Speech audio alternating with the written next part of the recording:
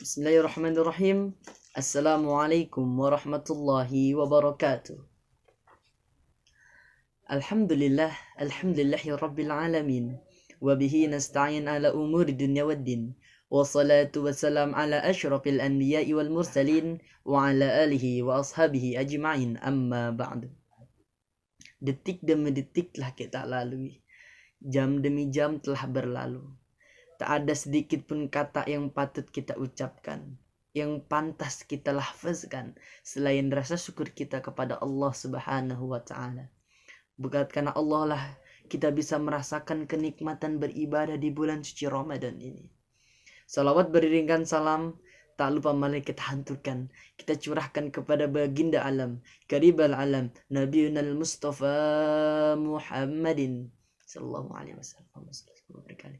Yang mana yang telah membawa umatnya dari zaman jahiliyah hingga zamannya mahiriyah. Pada kesempatan hari ini saya akan membahas tentang penelitian yang telah saya buat dalam kegiatan kelas akhir Fathul Kutub Pondok Pesantren Modern Darussalam. Dalam kajian tafsir ini saya mengambil kajian tafsir dengan tema hukum menyentuh Al-Quran. Mari kita bahas lebih dalam tentang apakah boleh menyentuh Al-Quran atau memegang Al-Quran tanpa bersuci. Apakah boleh? Mari kita bahas. Dalam penelitian saya hari ini, saya mengambil dari beberapa pendapat para ulama. Saya mengambil dalam 3 kitab. Yang pertama, kitab Ayatul Ahkam karya Imam As-Subuni. Yang kedua, Tafsir Jalalain karya Imam Jalaluddin Al-Mahali dan Imam Jalaluddin As-Suyuti. Yang ketiga, Tafsir Al-Muragi karya Imam Al-Mustafa Al-Muragi. Oke, mari kita bahas satu persatu. Yang pertama, dalam kitab Ayatul Ahkam telah tercatat di dalamnya Al-Quran adalah kitab Allah Subhanahu wa ta'ala yang wajib dimuliakan dan diihtiramkan.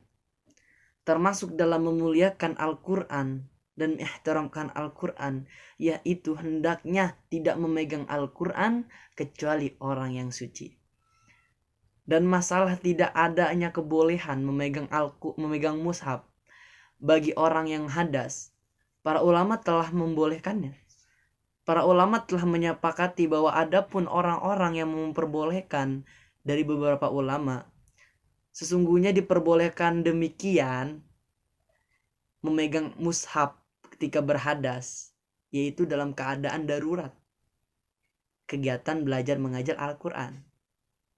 Maka orang-orang yang berhadas, orang-orang yang junub, orang-orang yang haid, dan orang-orang yang nifas, hukumnya haram baginya menyentuh Al-Quran, memegang Al-Quran, karena keadaannya tidak suci. Imam Ibnu Taimiyah berkata, sesungguhnya ayat-ayat tersebut menunjukkan atas hukum dari sebab atau isyarat. Maka apabila Allah Subhanahu wa ta'ala menggambarkan bahwasannya mushaf-mushaf yang ada di langit tidak disentuh kecuali oleh orang-orang yang suci, maka mushaf-mushaf yang diantara kita sekarang begitu juga harus tidak boleh memegang kecuali orang-orang yang suci. Menurut Imam Ibnu Taimiyah di dalam kitab Ayatul Ahkam karya Imam As-Subuni.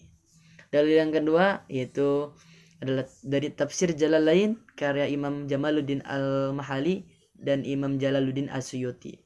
Sebagaimana dikutip dari Ibnu Katsir sebagaimana berikut. La yamassuhu illal mutahharun. Tidaklah menyentuhnya kecuali hamba-hambanya yang disucikan. Surat Al-Waqiah ayat 79. Yakni yang suci dari jinabah dan hadas. Mereka mengatakan bahwa lafaz ayat merupakan berita, tetapi makna yang dimaksud adalah perintah. Dan mereka mengatakan bahwasannya Al-Quran adalah mushaf. Sebagaimana disebutkan dalam hadis yang diriwayatkan oleh Imam Muslim melalui Ibnu Umar bahwa Rasulullah SAW telah melarang berpergian membawa Al-Quran ke negeri musuh karena dikhawatirkan Al-Quran itu dirampas oleh musuh.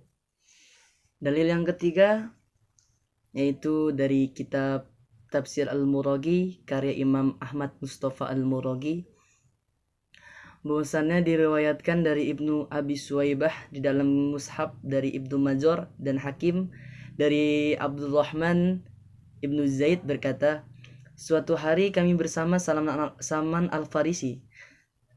Terus dia pergi sebentar, kemudian bersembunyi dari kita. Terus dia keluar menemui kami, lalu kami mengatakan, jika kau berwudu, maka kami bertanya kepadamu perkara-perkara tentang Al-Quran. Maka berkata Al-Salman, aku tidak menyentuhnya, sesungguhnya yang boleh menyentuhnya orang-orang yang suci. Kemudian Salman Al-Farisi membaca ayat, la yamassuhu illal mutahharun. Nah, bisa kita ambil kesimpulan dari makalah ini, memegang Al-Quran jauh lebih baik untuk berwudu sebelum memegang Al-Quran. Sebab menunjukkan wujud menghargai kita, wujud memuliakan kita kepada Al-Quran tersebut. Dimana tentunya wudu bukanlah hal yang sulit. Wudu bukannya hal yang sulit pun bisa dilakukan dalam keadaan mendadak, terdesak, bisa. Intinya usahakan terlebih dahulu.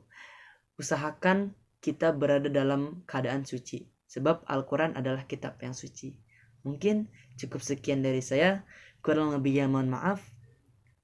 Usma sofa wa dama kadar. Afwan minkum. Wassalamualaikum warahmatullahi wabarakatuh.